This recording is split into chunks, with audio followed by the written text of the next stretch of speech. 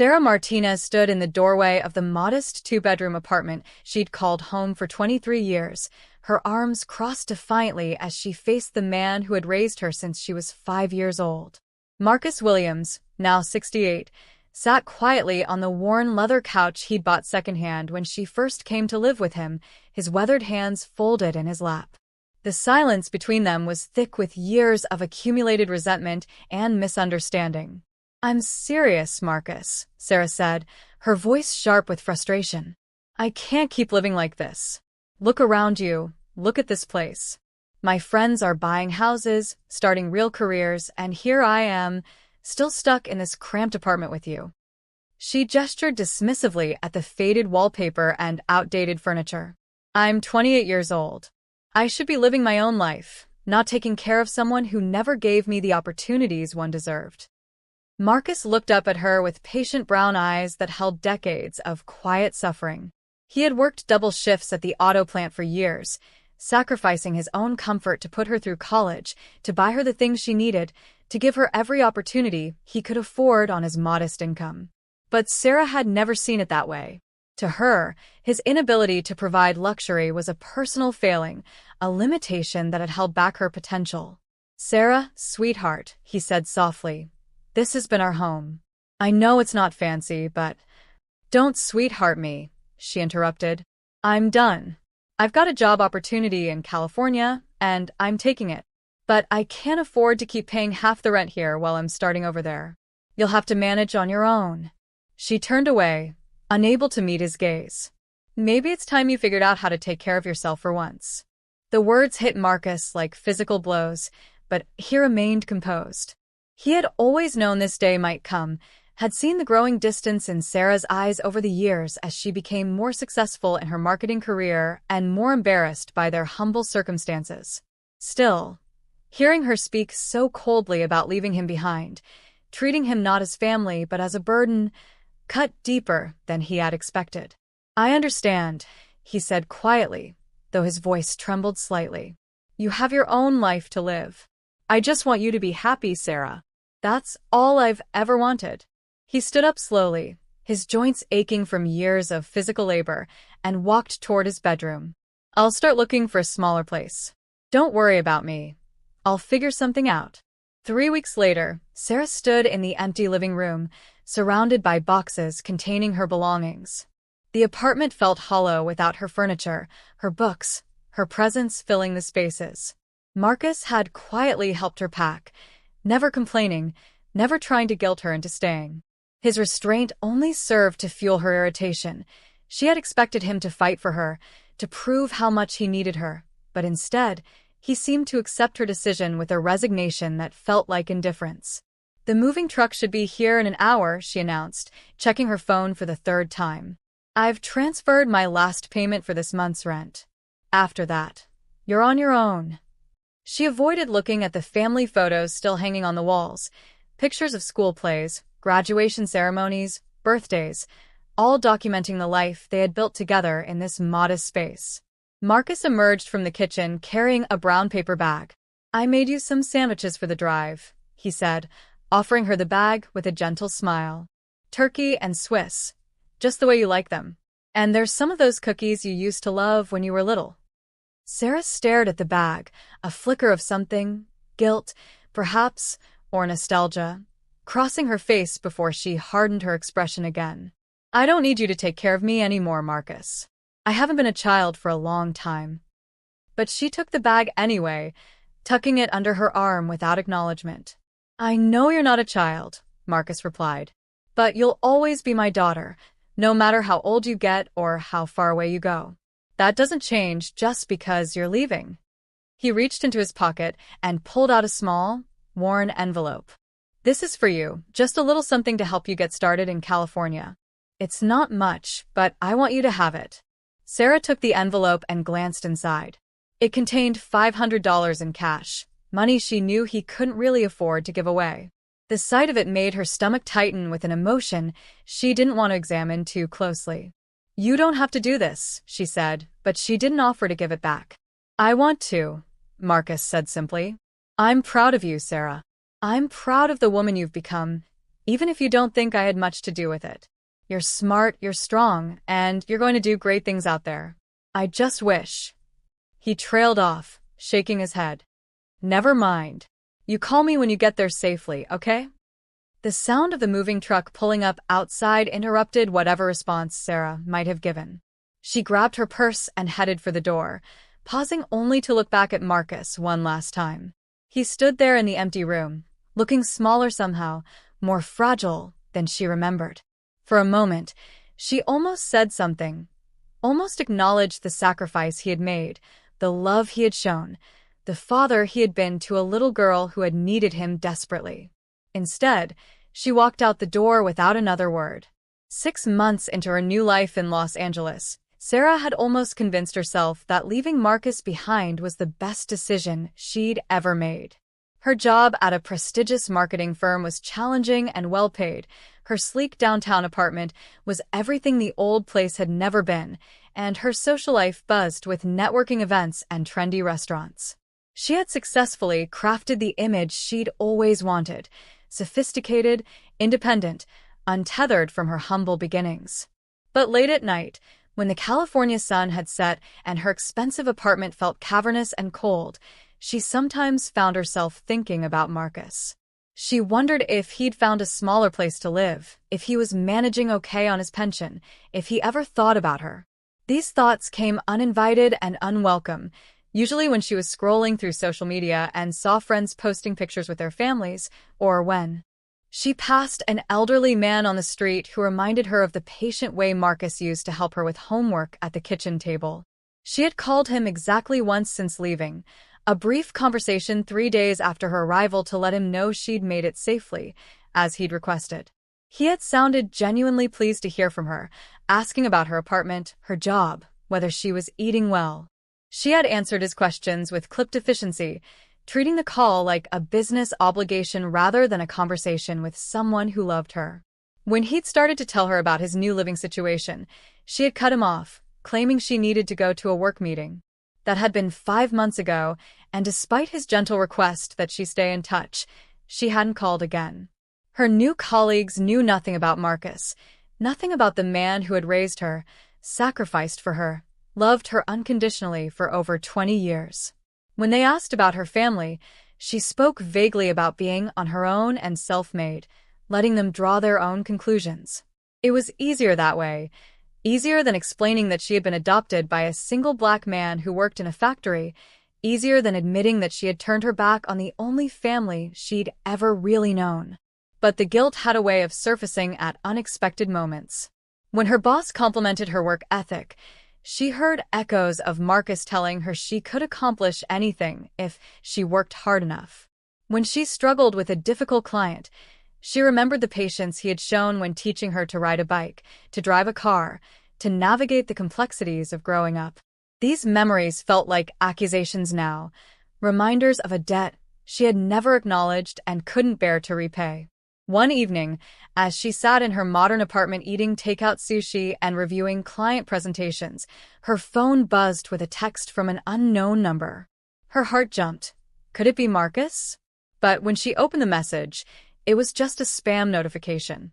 The brief moment of anticipation, followed by disappointed relief, made her realize something she didn't want to admit.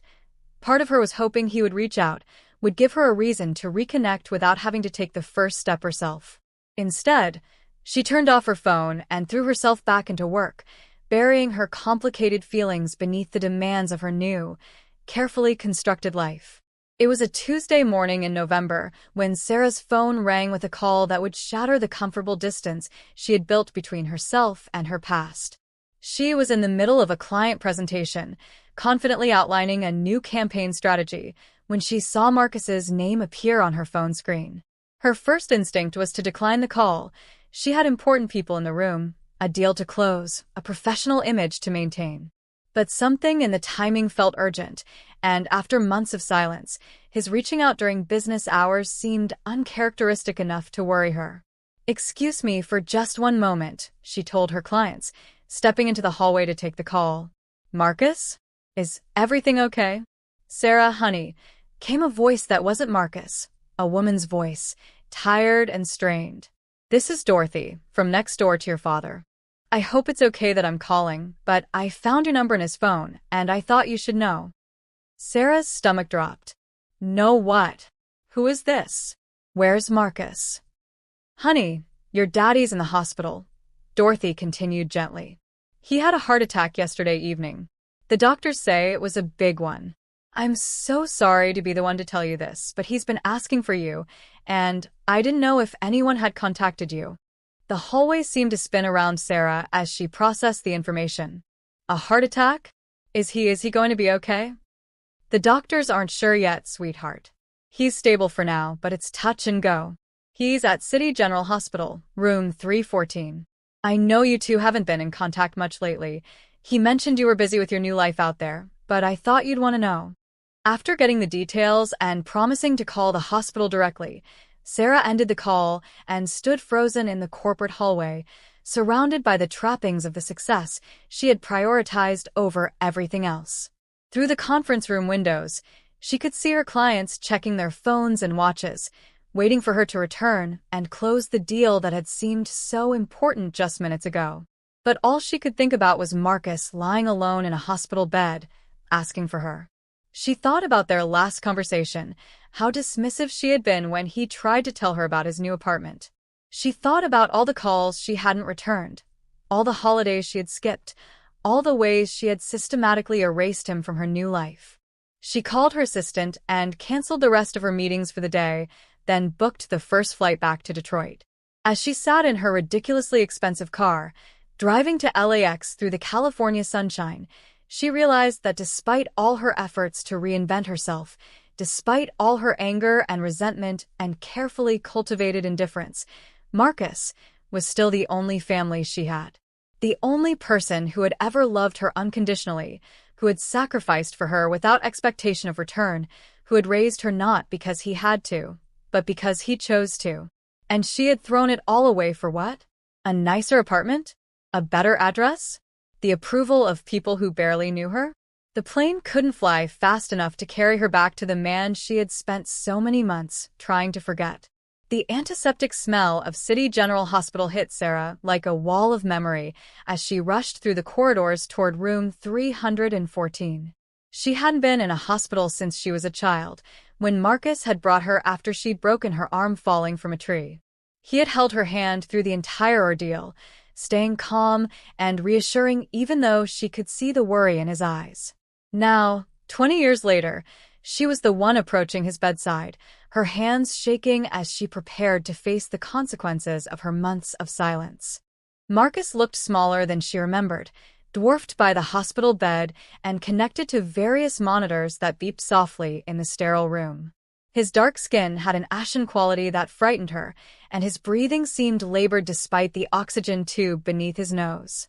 But when he opened his eyes and saw her standing in the doorway, his face transformed with a joy so pure and immediate that Sarah felt her carefully constructed walls crumble. "Sarah," he whispered, his voice hoarse but warm. "You came." She approached the bed hesitantly, overwhelmed by guilt and love and a dozen other emotions she couldn't name. "Of course I came," she said, though they both knew it hadn't been of course at all. "How are you feeling?" "Better now," he said, reaching out with a hand that wasn't connected to Infor. "I was worried I might not get to see you again." The simple statement hit her like a physical blow. She took his hand, noticing how thin it had become, how the calluses from decades of factory work had softened during his retirement. "Don't talk like that," she said. "You're going to be fine. The doctors said you're stable." Marcus smiled weakly. "Stable is good, but we both know I'm not getting any younger. I'm just grateful you're here now." He squeezed her hand gently. "Tell me about California. Are you happy there? Are you eating enough? You look thin." Even from a hospital bed, possibly facing his own mortality, he was worried about her. Sarah felt tears threatening, the first real tears she had allowed herself to shed in months. "Marcus, I'm so sorry," she began, but he shook his head. "No apologies, baby girl. You were living your life, following your dreams. That's what I always wanted for you." His eyes were bright with unshed tears of his own. "I know I couldn't give you everything you wanted, couldn't provide the kind of life you deserved. But watching you succeed out there, knowing you made something of yourself, that's worth more than anything to me. You gave me everything, Sarah said, the words rushing out before she could stop them. You gave me a home, a family, love, support. You worked yourself to the bone to put me through college, to give me opportunities. And I was so ungrateful. I was so focused on what we didn't have that I couldn't see what we did have. Marcus's grip on her hand tightened slightly. You were never ungrateful, Sarah. You were ambitious, determined to build a better life. There's nothing wrong with wanting more. I just wish I could have given it to you myself. A nurse entered to check his vital signs, and during the brief interruption, Sarah studied the man who had raised her. She saw the lines that worry had etched around his eyes, the way his hair had gone completely gray in the months since she'd seen him, the evidence of the lonely dinners and quiet evenings he had endured while she built her new life. She realized that in her rush to escape what she saw as the limitations of their life together, she had failed to see the richness of what they had shared. Over the next 3 days, as Marcus slowly recovered and Sarah maintained her bedside vigil, she began to notice things that hadn't registered during her years of taking his sacrifices for granted. The nurses spoke about him with genuine affection, mentioning how he always thanked them for their care and asked about their families.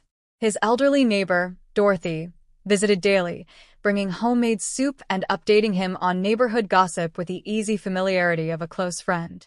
Your father is special, Dorothy told Sarah during one of these visits. When my husband passed last year, Marcus was the one who helped with everything, the funeral arrangements, cleaning out Harold's things, even helping me figure out the insurance paperwork. He never asked for anything in return, never made me feel like I was imposing. That's just who he is. Sarah learned that Marcus had been volunteering at a local literacy program, teaching adults to read. The program coordinator called to check on him, mentioning how much his students missed him and how he had a special gift for making people feel comfortable about learning. He told us about you, she said to Sarah. He's so proud of what you've accomplished. He talks about you like you hung the moon. Each revelation felt like another weight on Sarah's conscience. While she had been busy crafting a new identity that excluded him, Marcus had continued to live a life of quiet service and dignity, touching the lives of everyone around him. He had never complained about her absence, never made her feel guilty during their few conversations, never done anything but express pride in her success and hope for her happiness. On Thursday evening, as Sarah was organizing the cards and flowers that had accumulated on Marcus's bedside table, she found something that made her pause. Hidden beneath a stack of get-well cards was a worn manila envelope with her name written on it in Marcus's careful handwriting. Inside were dozens of newspaper clippings, articles from her college newspaper, mentions of her marketing firm and trade publications, even a small piece from a Detroit paper about local residents making good in other cities. He had been following her career, collecting evidence of her success, proud of her accomplishments even as she pushed him away. At the bottom of the envelope was a letter, dated 6 months earlier, right around the time she had left for California. Sarah's hands trembled as she unfolded it. My dearest Sarah, it began, I know you think I don't understand your dreams, but I've always understood them better than you realize.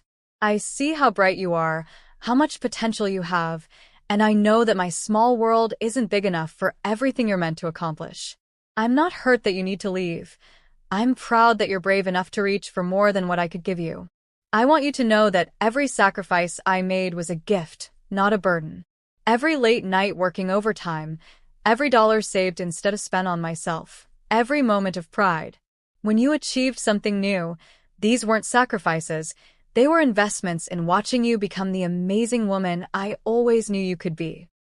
The letter continued for several pages, filled with memories of her childhood, expressions of love and pride, and gentle wisdom about building a life that honored both ambition and relationships.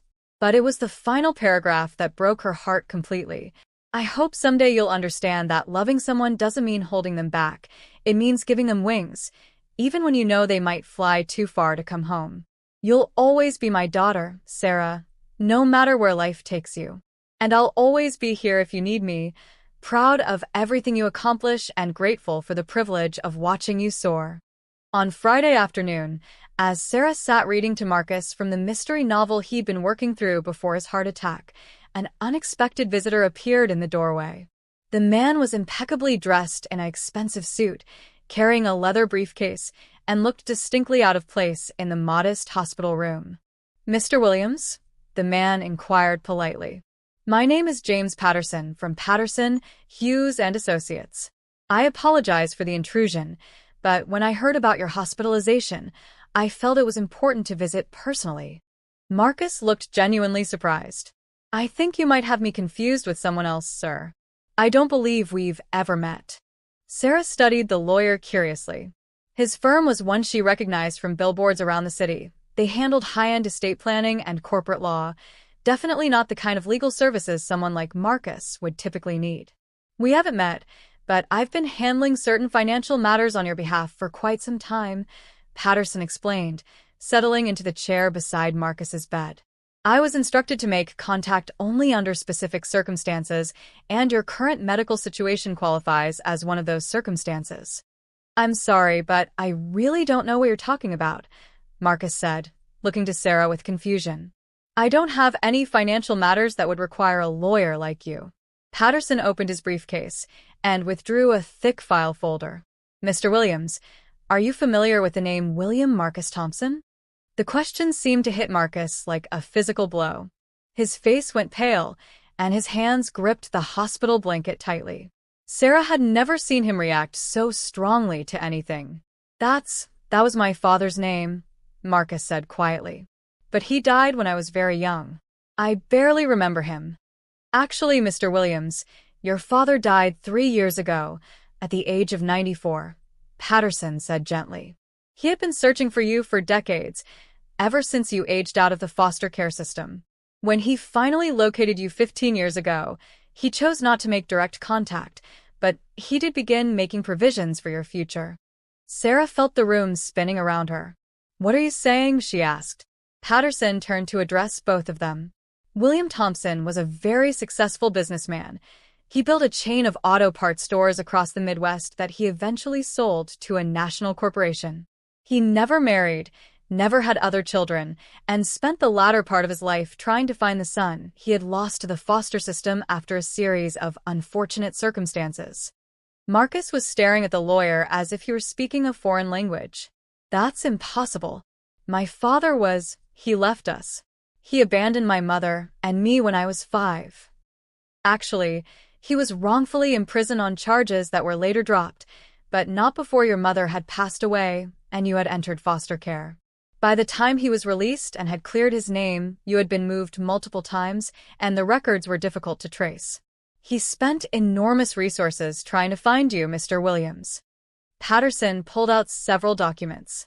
"When he finally located you, he discovered that you had built a good life for yourself, that you were raising a daughter, working steadily, contributing to your community. He made the decision not to disrupt your life, but he wanted to ensure that you and your family would be provided for." "Provided for how?" Sarah asked, her voice barely above a whisper. "Your father left you everything, Mr. Williams. His estate, after taxes and charitable donations, amounts to approximately $5 million. It's been sitting in a trust, managed by our firm, waiting for the right time to transfer to you." The silence in the hospital room stretched for what felt like hours as Sarah and Marcus absorbed the lawyer's revelation. $5 million. The number seemed impossible, surreal, a figure that belonged in someone else's story. Sarah found herself calculating what that money could have meant over the years. The better apartments they could have afforded, the opportunities it could have provided, the struggles it could have prevented. "I don't understand," Marcus finally said, his voice weak. "If this money has been available for 15 years, why wasn't I told? Why didn't you contact me sooner?" Patterson adjusted his glasses and consulted his notes. "Your father was very specific about the conditions. He wanted you to receive the inheritance only under certain circumstances, severe illness, retirement, or upon your death, in which case it would go to your heirs.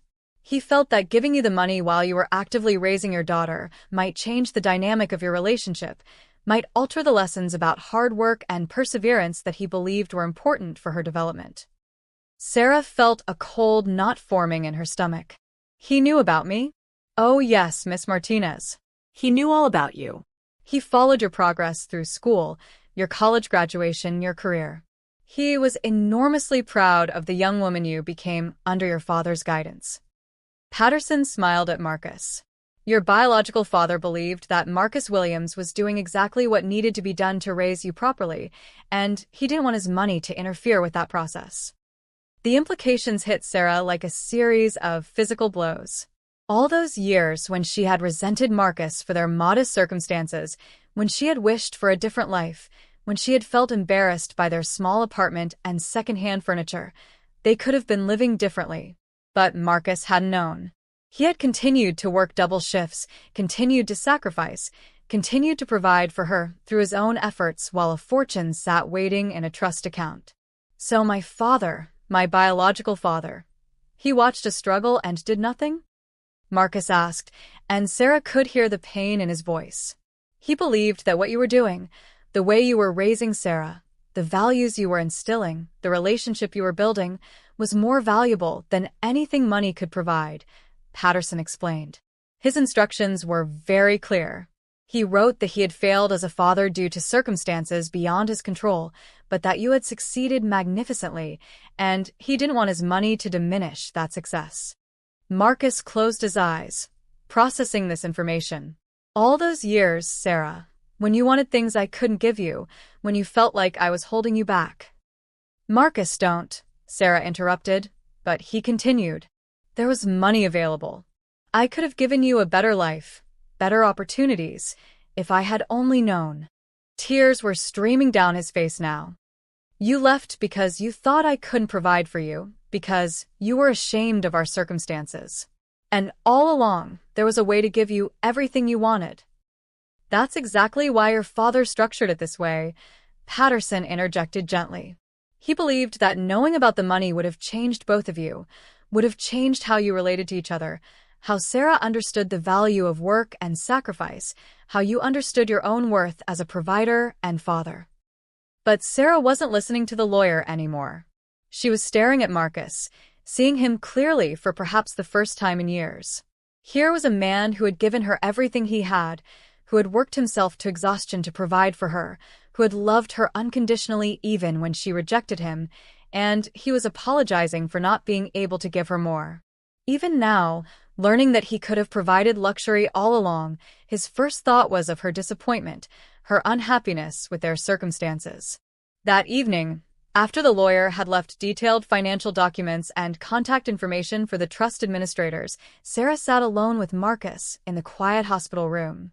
The machines continued their steady beeping, but the numbers on the monitors seemed less important now than the weight of everything that had been revealed. $5 million sat waiting in an account, enough money to transform Marcus's remaining years, to provide security and comfort beyond anything either of them had imagined possible. But all Sarah could think about was the letter she had found in his belongings, the newspaper clippings he had saved, the way he had continued to love and support her even as she systematically erased him from her new life. The money felt like an indictment of every resentment she had harbored, every criticism she had made, every moment she had felt embarrassed by their circumstances. I need to tell you something, she said finally, breaking the silence. I found your letter, the one you wrote when I left for California.